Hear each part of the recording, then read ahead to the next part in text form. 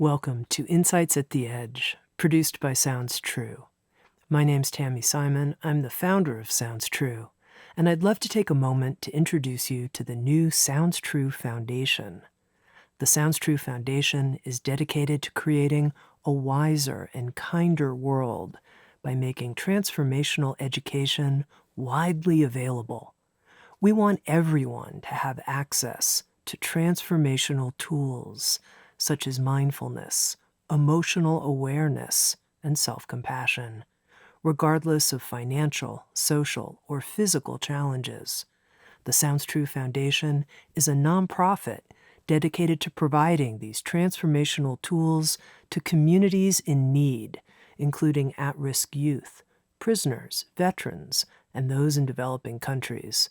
If you'd like to learn more or feel inspired to become a supporter, please visit SoundsTrueFoundation.org. You're listening to Insights at the Edge. Today, my guest is David Kessler. David Kessler is the world's foremost expert on grief and loss.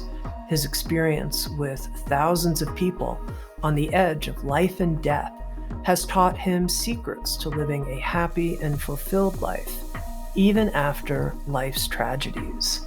David is the founder of grief.com, which has over 5 million visits yearly from people in 167 countries. He's the author of 6 books, including the new best-selling book, Finding Meaning: The Sixth Stage of Grief. He's also co-authored 2 books with Elisabeth Kübler-Ross, including a book on grief and grieving, which updated her 5 stages for grief. David comes at this conversation of understanding grief, loss, and finding meaning, not just as an expert who's worked with other people's journey through grief, but as someone who has deeply experienced his own loss and shares about it and the meaning-making process he went through, and ultimately how making meaning has so much to do with grieving fully and living fully and having and maintaining an ongoing, evolving relationship with those who have died. Here's my illuminating conversation with David Kessler. I'm absolutely thrilled, David, to have this chance to talk to you. Thank you so much for making the time and space for this. Thank you. I'm so glad to be with you today and everyone. I'm very excited to be here. Now, in learning about you and your work, one of the things I learned is that you co-wrote 2 previous books with Elisabeth Kübler-Ross, the great psychiatrist known for her 5 stages of the dying process. And I wanted to start and understand how you and Elisabeth Kübler-Ross first got connected. Sure. So I started out, I had a mother who died when I was a child, and she died when I was 13 in a hospital. At the same time she was dying, the hotel where we were, there was a shooting across the street at the hotel. It turned out to be one of the first mass shootings in the US. So obviously, I was interested in death and dying. And when I was in community college at Sacramento City College, everyone was so excited about these 2 psychology classes. And the really popular one was human sexuality. And the second one was death and dying. And I'm like, that's the one I want to go to. So obviously, I studied Elisabeth Kübler-Ross as everyone else did. Then years later, after I had worked in this field for a number of years, there was an international conference in Egypt on death and dying, and the keynote speaker was Elisabeth Kübler-Ross. She unfortunately had to cancel because it's when she had her stroke. And afterwards, she was the major speaker, I was wallpaper. And I talked to the person afterwards who was putting on the event and said, I got to talk to her or her family, and I don't know how she is. And it's an awkward call to make. I don't know. How do I call her son? And it spoke to, I don't know how to engage in illness and all that. And I said, well, I'll call and see how she's doing. And so she gave me the number. I called. Her son said, oh, here's her number. Call her. She's doing better. I called her and she was lovely on the phone. She asked me how Egypt was. We talked.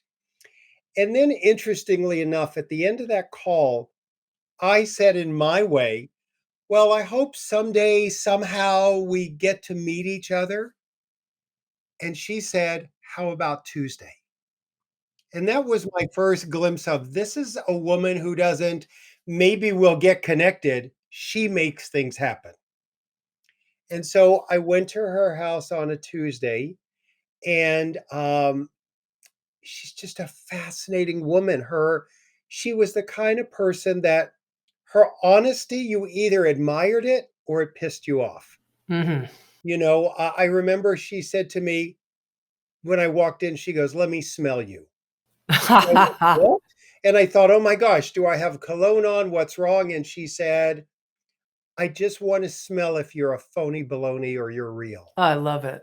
I love it. That was like, okay, I'm going on a ride here. Hmm. I'm going on a ride. And we became good friends. And going back to your first comment about her stages of dying, she helped me with my first book. She couldn't keep her hands off of it. And she made sure I was, dotting my I's and doing it right and covering everything. And we had this discussion for a long time about learning about life from death. And that became our book, Life Lessons.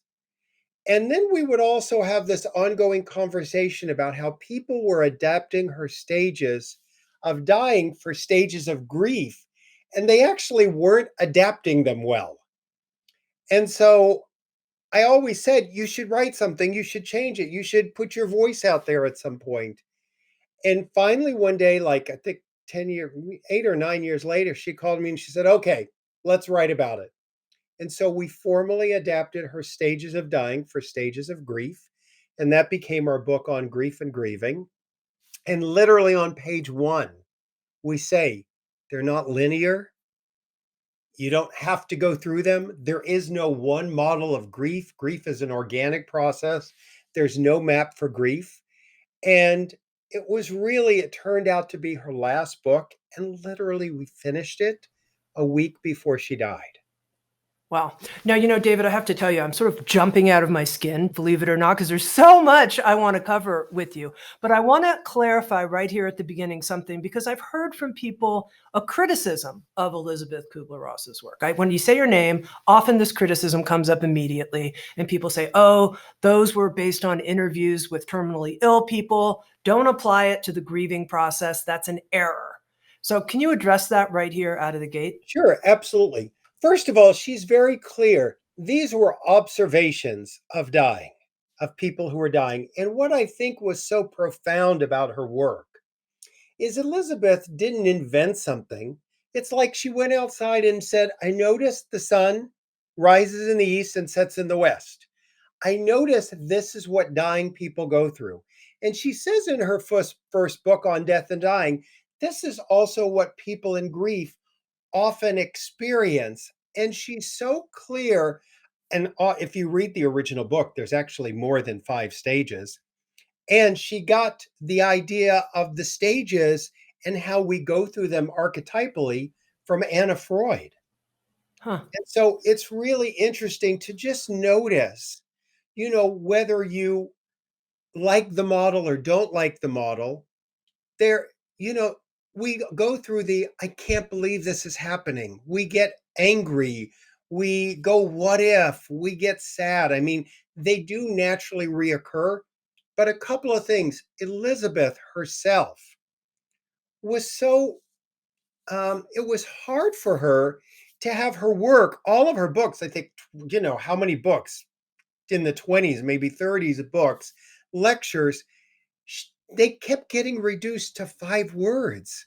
Mm-hmm. And, she said to folks, there's more to death and dying than these 5 words. So when people say, oh, she denied her own work, it's like, I would sit with her, and here's what would happen. A clinician would come in, and the clinician would say, I want to tell you about this case. And they would tell her about the case, and we'd sit through 20 minutes of background. And then the clinician would say to Elisabeth, "What stage are they in?" And Elisabeth would go, "Forget the stages, just meet them where they are." Now, as you mentioned, there's been criticisms. We tried to address that in, like I said, page one of the book. And we say all of those criticisms on page one. And Elizabeth found it ridiculous that people thought there's one model for grief. She found that concept ridiculous that people thought she was putting out the one and only model. And the truth is, as you know, the media picked up the five stages early on in Life magazine and other places. And, it's easy to talk about the five easy steps, the five this, Sure. but I think we know grief can't be reduced to five easy anything. So I think that's important. I'm glad you went back and noted that. And, look, Yale and other places have done, a lot of studies. They don't think it's denial, they think it's disbelief. And, I look at that and I go, tomatoes, tomatoes, Sure. disbelief, denial. And, Sure. things like that, denial, she certainly never meant. And if anyone reads the books, they see this. She never meant there's an actual denial of death. She meant that I can't believe this. Yeah. I can't believe this Yeah. is happening. Yeah. Now, I wanted to start with this conversation in a foundational kind of way because what I really want to go deeply into is your book on finding meaning, the subtitle of which is The Sixth Stage of Grief. Tell me how you came to see that meaning was something that we need to address directly, head on, beyond the five stages that the media had been holding up as important to the grieving process. Sure. So to connect the dots on that, acceptance over the years had a finality to it that Elizabeth and I never intended. There's no end to grieving. When people say to me, "How long will my wife grieve, my spouse, my partner, my parent, my, sibling, whoever it may be?" When they say, "How long will they grieve?" I always say, "How long will the person be dead?" Because if they're going to be dead for a long time, you're going to grieve for a long time. Hopefully, not always with pain, but more with love. So, this idea of acceptance is sort of the end of grief was, nothing we ever believed. So, I was so curious about meaning and obviously had studied Viktor Frankl's work. And I love that idea of how do you find the light in the darkness? And it's fascinating to me when many times bereaved parents would hear about meaning, they would say, "Yeah, but Viktor Frankl lived and my child died." And so I was curious about how do we put meaning and grief together? And I wrote a couple of chapters about it. And as you know, sometimes when you write, you put things aside, you wrote them, you'll look at them later and see what you think. So I wrote these chapters. Then at a certain point, I got a call 5 years ago out of the blue that my younger son, David, had died. You know, the pain was so intense. I wanted to write a note to every parent I had ever counseled saying, "I'm sorry, I didn't realize how bad the pain was." Mhm. And I canceled all my lectures, everything. And I came home and I had to do all the things I had told people to do. And, I wondered if everything I had said would be true. I'd been given the right Sure. advice all these years? Sure.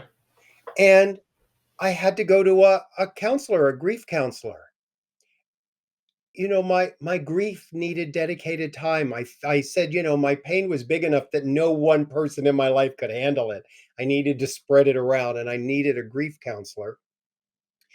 And I also went to grief groups, and literally I had to walk in, took my contacts out, put glasses on, put my cap on, and I had to sit in a grief group with literally my books on a table 4 feet away. And as much as I wanted to be the grief expert, I had to be the father that had buried a child. And one day at this very desk I'm sitting at now, I literally was sitting at home in pain wondering what to do, and I picked up these couple of chapters on meaning, and I looked at them and I threw them down and I went, yeah, like that's going to help with this pain. Then I went back about a week later and I started reading them. And it did not take away the pain, but it gave the pain a cushion. And I became curious.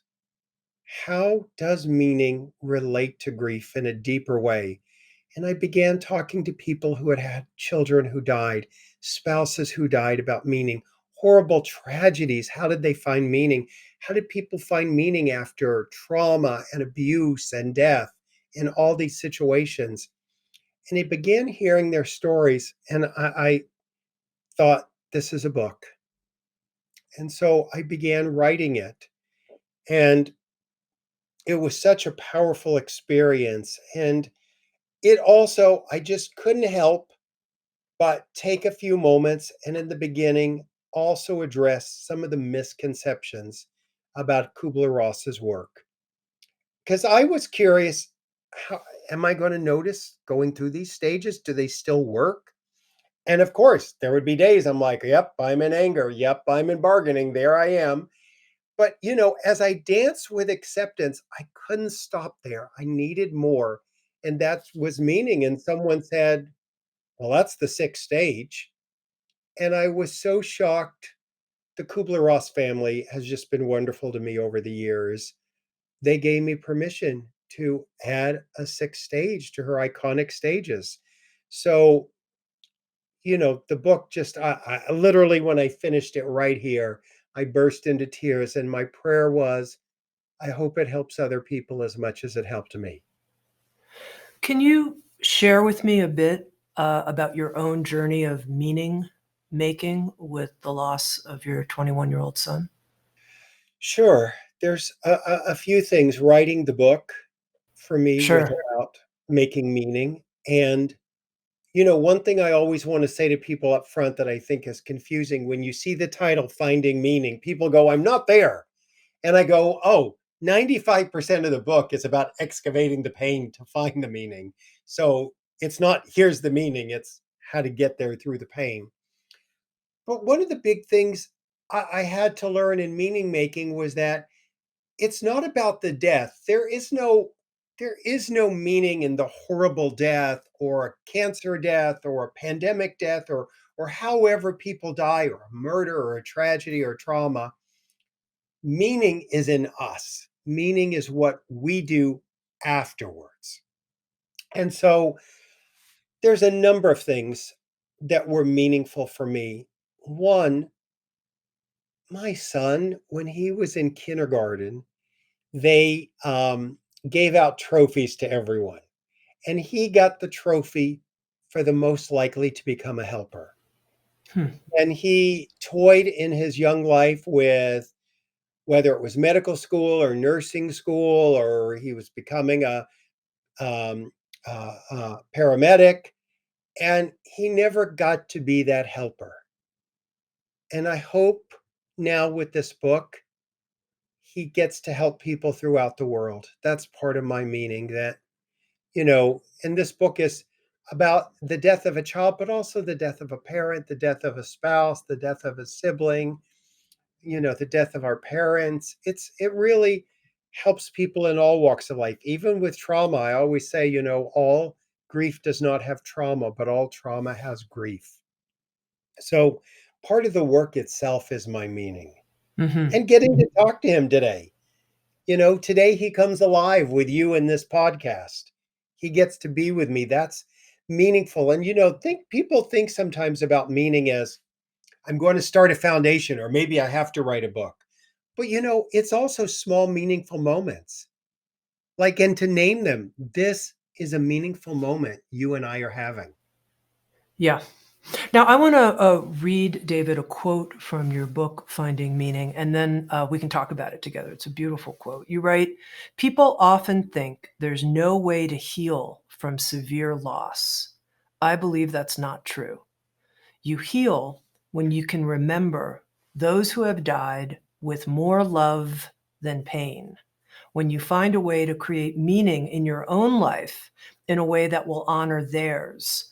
It requires a decision and a desire to do this, but finding meaning is not extraordinary. It's ordinary. It happens all the time, all over the world. And there are two parts of this that I want to pull out and have you comment on.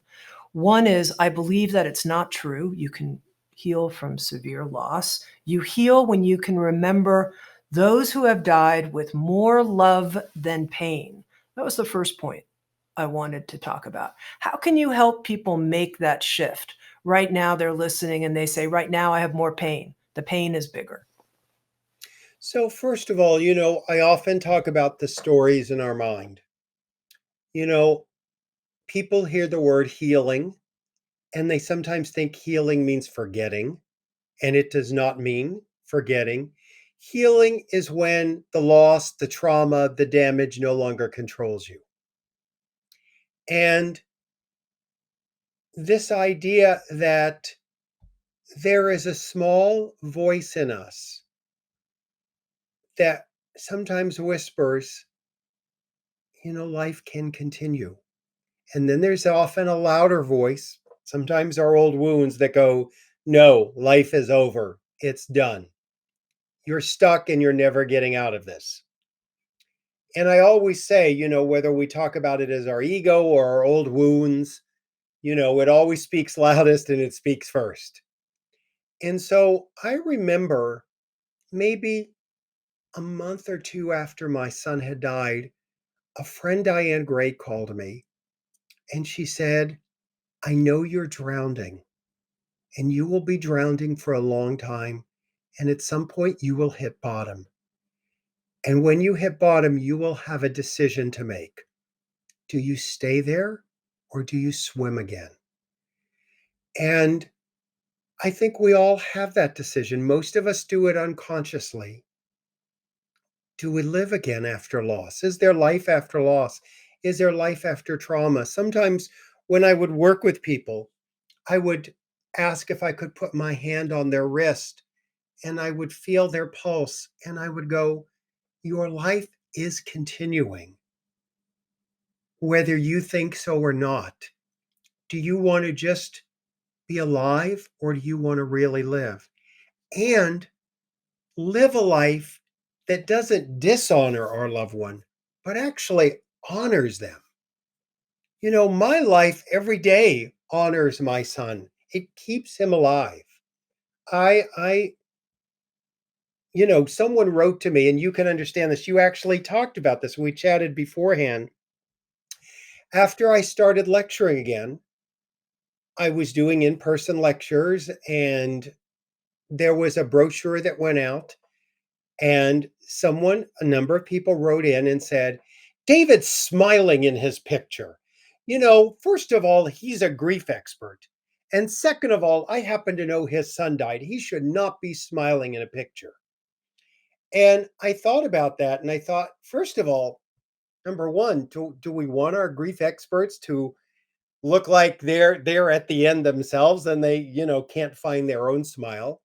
And two, I always tell people what you think about my grief is none of your business. My son loved my smile. My son would want me to smile. What you think of my smile is just like none of your business. So, we have to get rid of those old images of living again is disloyal. It's not true. Mhm. Now, just to clue our listeners in so you're not left out, before our conversation, I commented to David that I thought he had a beautiful smile. And he was like, oh, when I was young, I was actually teased about that. And I said, oh, I'm commenting because I'm trying to develop and let bloom a natural smile in me that's not fake at all. And so I've been looking at smiles that I love that seem really heart connected. So that's it. And yeah, and I love And your I just comment. want you to know as I look at you, Tammy, I Yeah. see a sweet smile in this moment. Oh, good. It's And it's wonderful. a very heart connected one. So Yeah, it's good. you've achieved that. But the thing I wanna underscore in the quote, and you brought it out too, was this word decision. This decision to live and participate in life, and how this requires us to step into it, to say yes to this decision. It was a very, very powerful part of your book, Finding Meaning for me, because I thought to myself, gosh, a lot of us, even if we aren't in the midst of something we would identify as a grief journey, are kind of not really deciding that we want to be alive. We're like, yeah, I guess this is happening. This life thing's kind of happening, but we're not deciding to live. And so I want to understand more about that and this decision, how you made this decision, how you help other people who find themselves in that sort of vague place of, I don't know, maybe question mark, do I have to? You know, horrible things happen to us in our life. People have suffered severe abuse, rape, emotional abuse, sexual abuse, physical abuse, death, loss, tragedy. And we often don't sort of know how to find our way out of the darkness.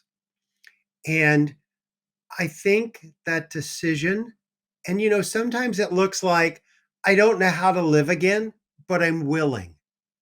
And it also requires a bit of taking back our power that, I don't want this perpetrator or this person who created this trauma to have power over me. So I want to make a decision to find life beyond that. And it does start with that decision. And, once you make the decision, everything unlike it will come up in its path, and you'll have to sort of wrestle with that.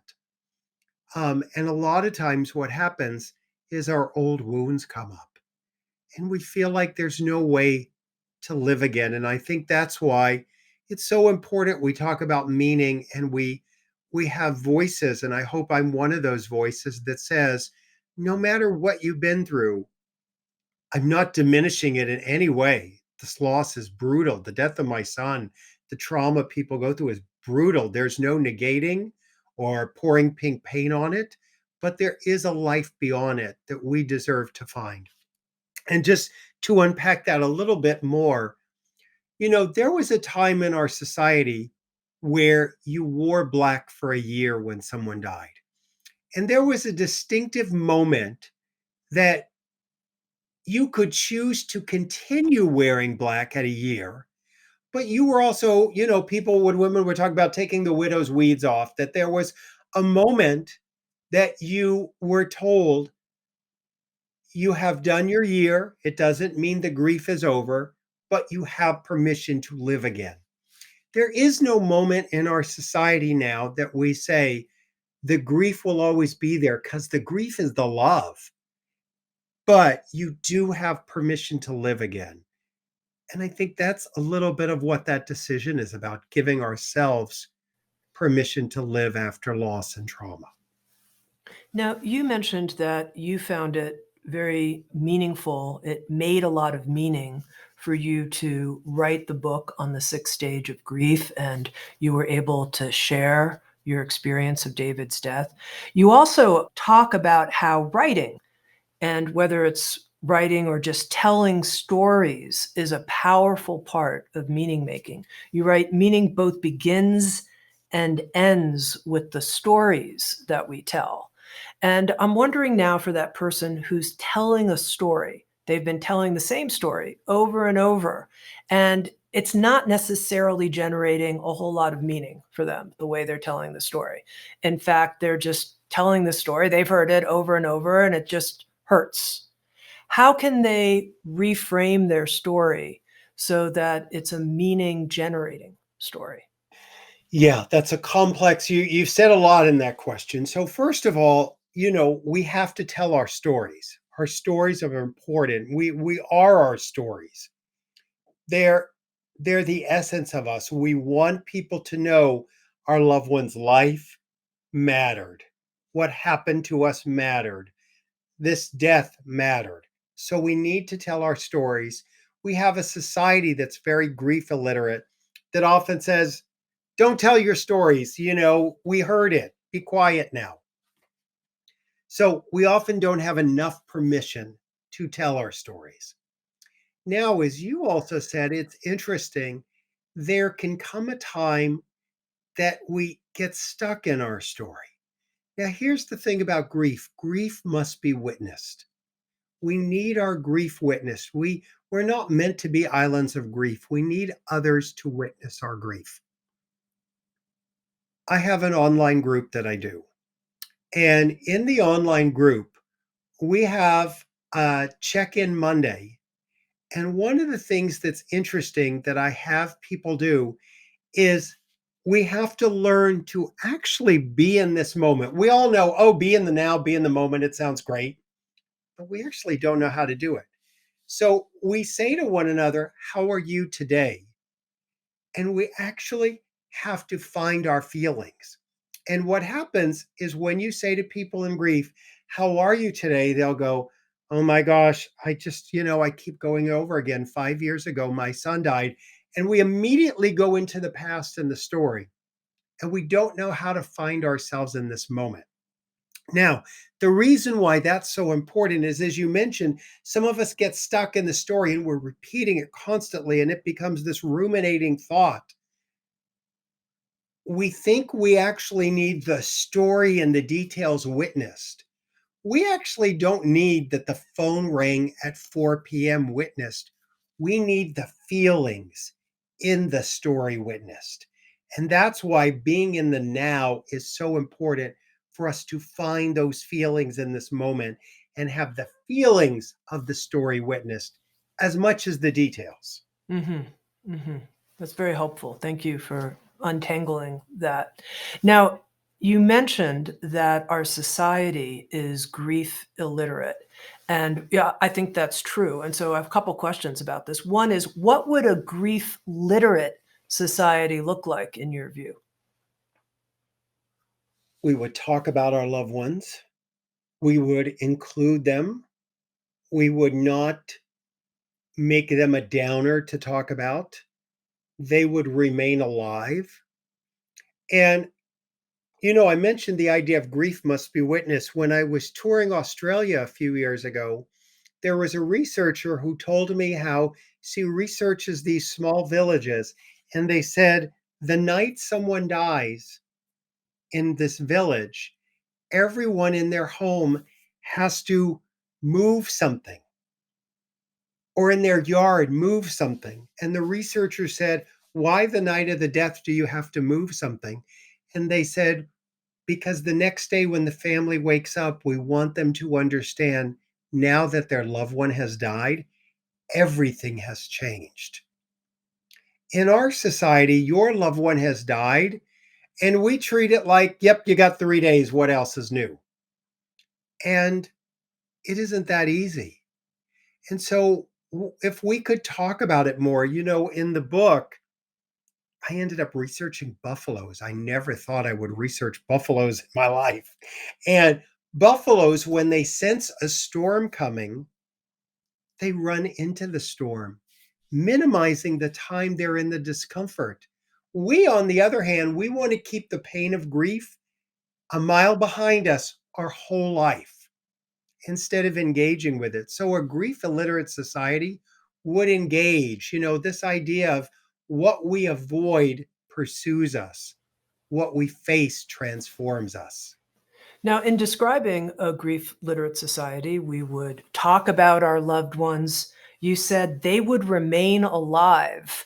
And I thought, now that's really interesting. What does that mean? I try to do it. Listen, I just went to my goddaughter's wedding, Marianne Williamson's daughter's wedding, and I was to give a toast. And it was very important to me that David be there. Now, I'm at a wedding, so I don't want to go into my grief in a wedding. It's a happy moment. But my older son, who lives in Arizona, was actually unable to make it. So I did in my toast start with, I know both my sons would physically want to be here today, but they're unable to, but I bring them here both in spirit. And it was a way for everyone at the wedding to know who knew that my son had died, that I was bringing him. And other people just thought David's two sons couldn't make it. But I brought him here. I brought him.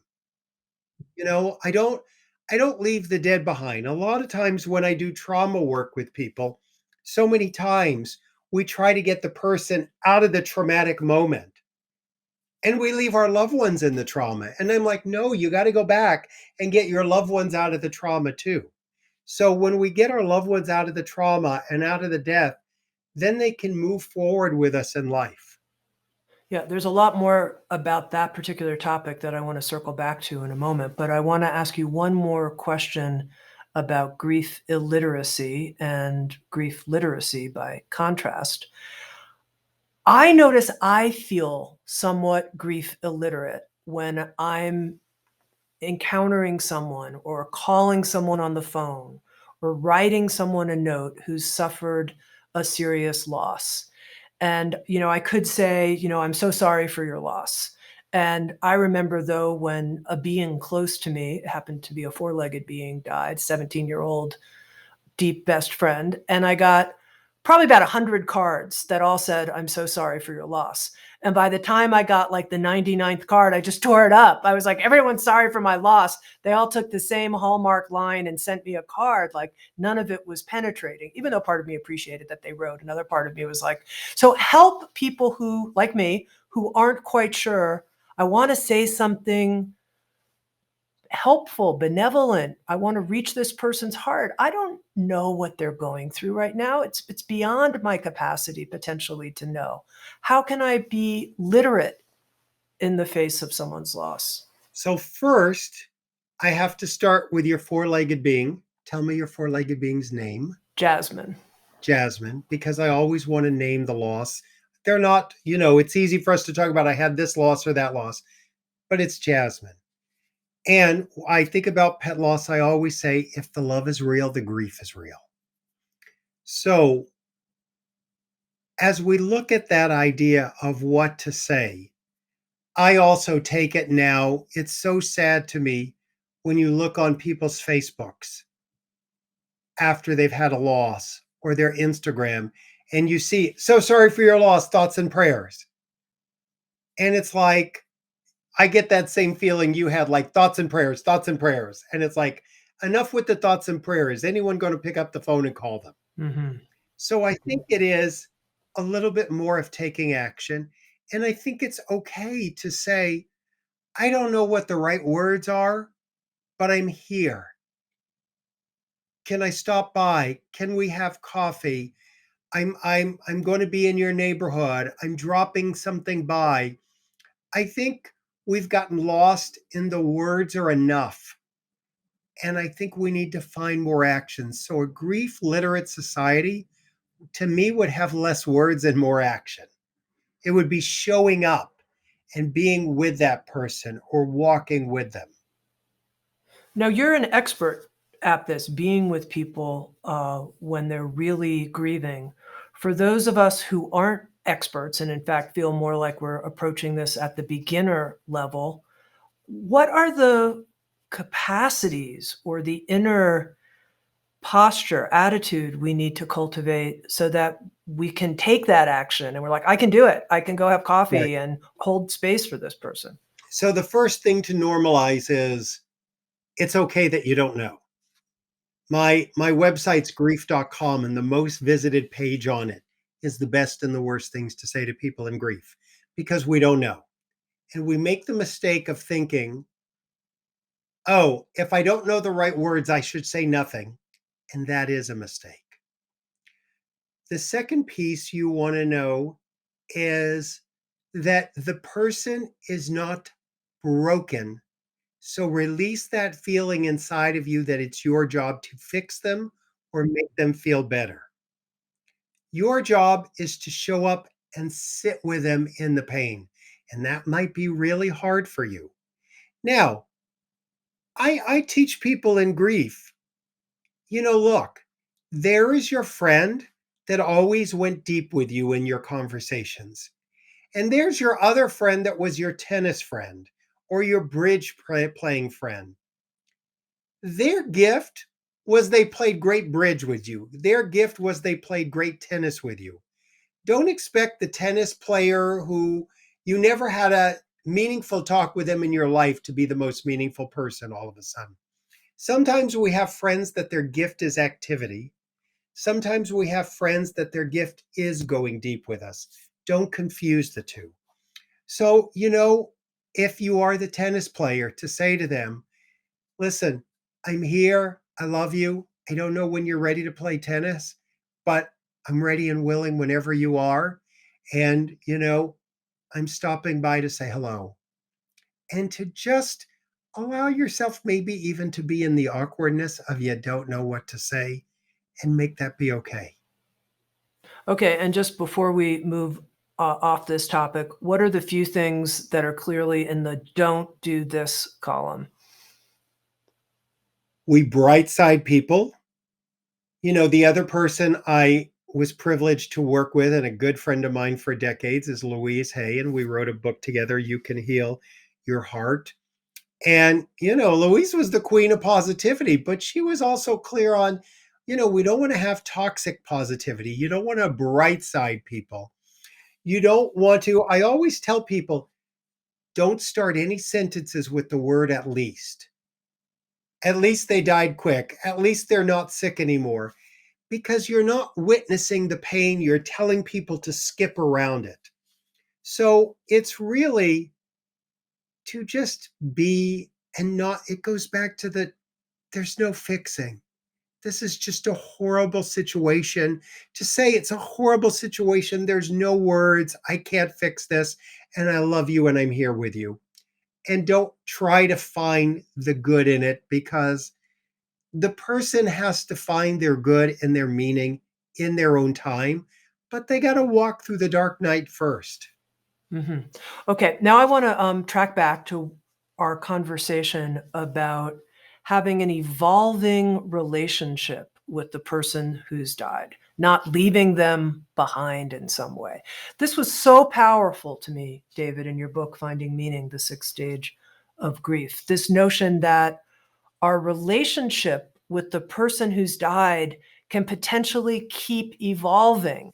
And I want to understand more about that. And to begin, address the person who says, look, so and so died. They're dead. How could that relationship keep evolving? They're gone.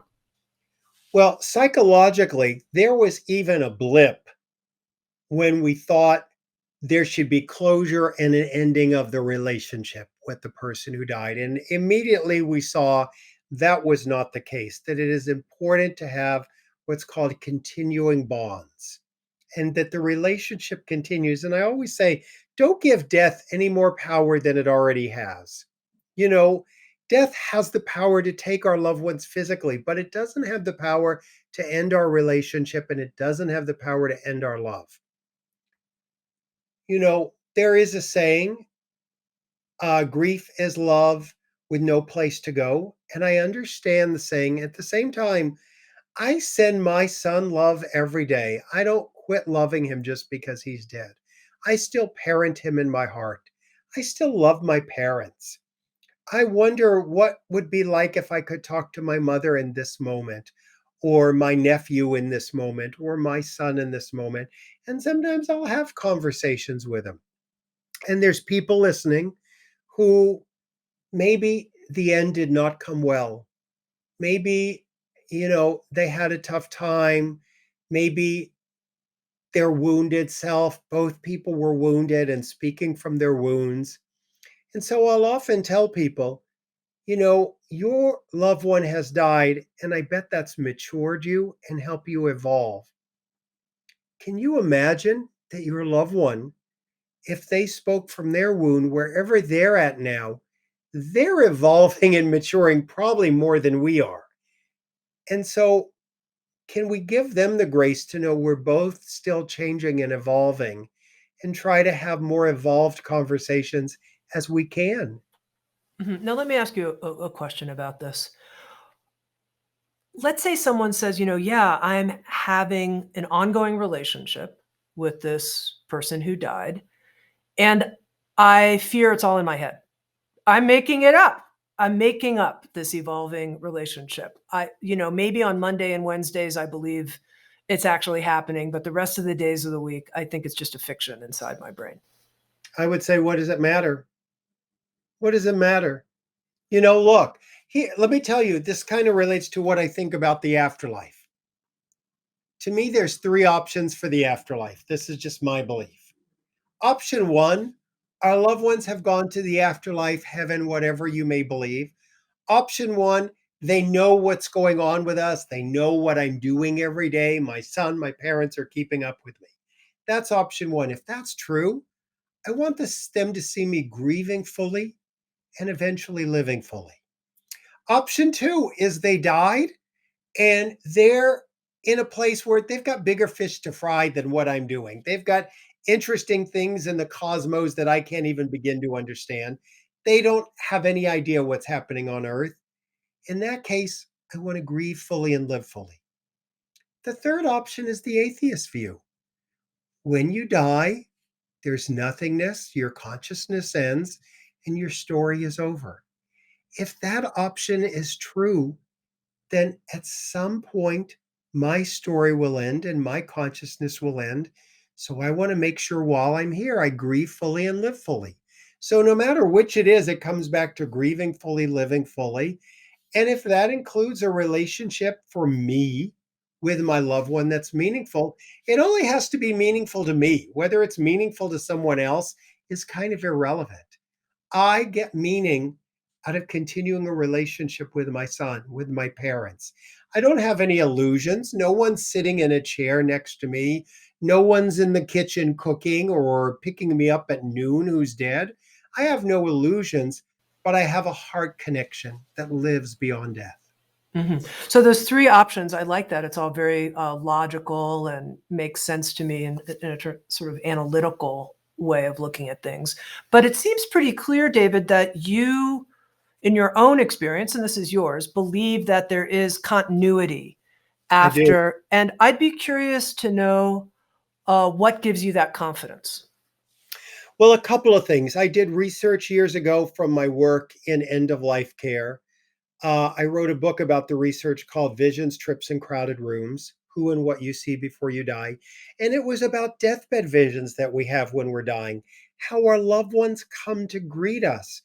And the stories were just remarkable and consistent, despite your religion, despite where on this planet you were.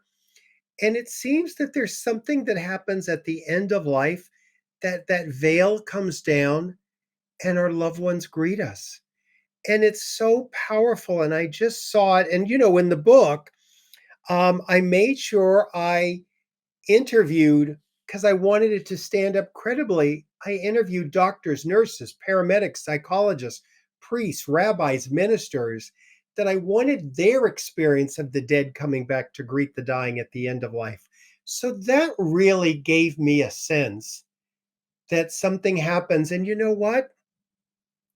If decades in the future, long after I'm dead, my older son is on his deathbed, I'm going to come and greet him. So it's such an amazing phenomenon that really gave me a grounded sense that something is there. Something is there. So the notion, vision trips, crowded rooms, the crowded room part is that there are beings that have already passed over that are crowding the Yeah, room the to. three phenomenons that people have is they have visions of their loved one coming to greet them. Um, and They have a sense of they're going on a journey, a trip. Even the word hospice comes from an old Latin word that means a way station where you rest before your final journey. People will have imagery of, death is really the trip of a lifetime. And they'll talk about crowds of people.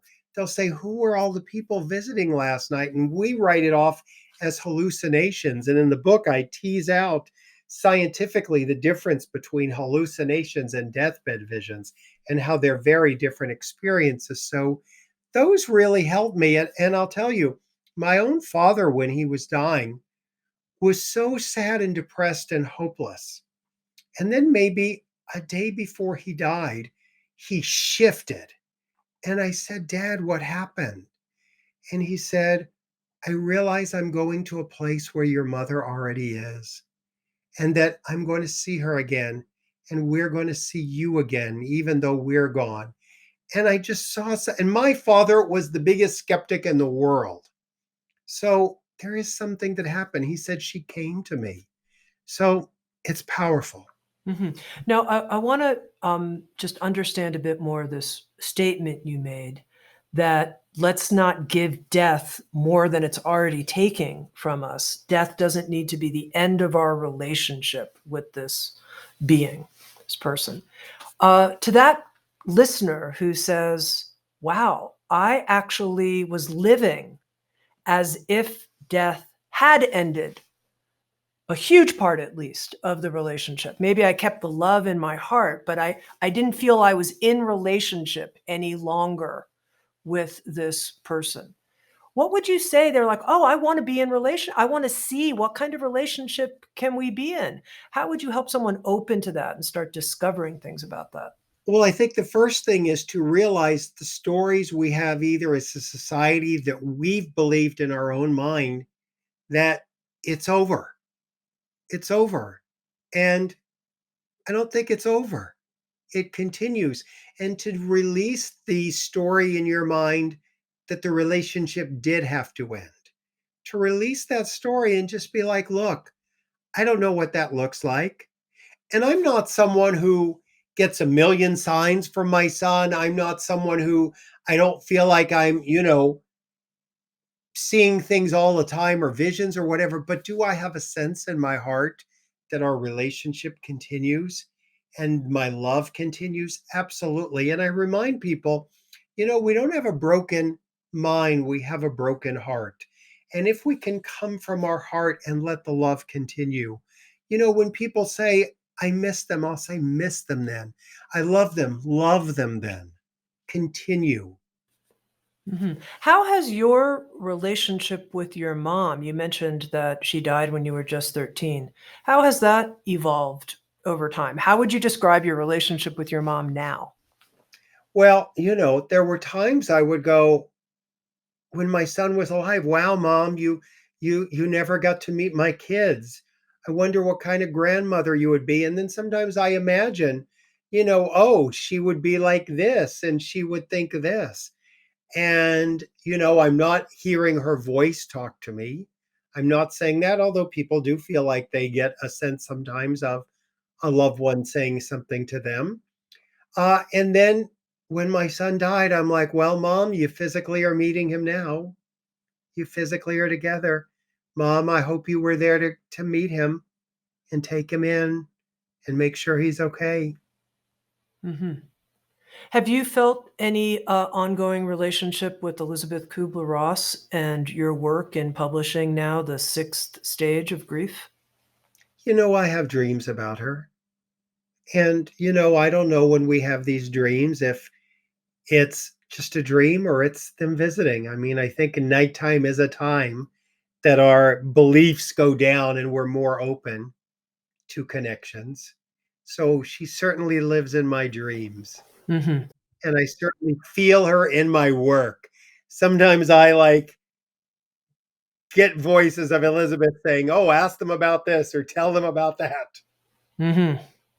Now you write in Finding Meaning, something that I found very beautiful. You write, "We often believe that our grief will grow smaller in time. It doesn't. We must grow bigger." Thought that was gorgeous. I do think people are like, "I just God, my grief will grow smaller in time."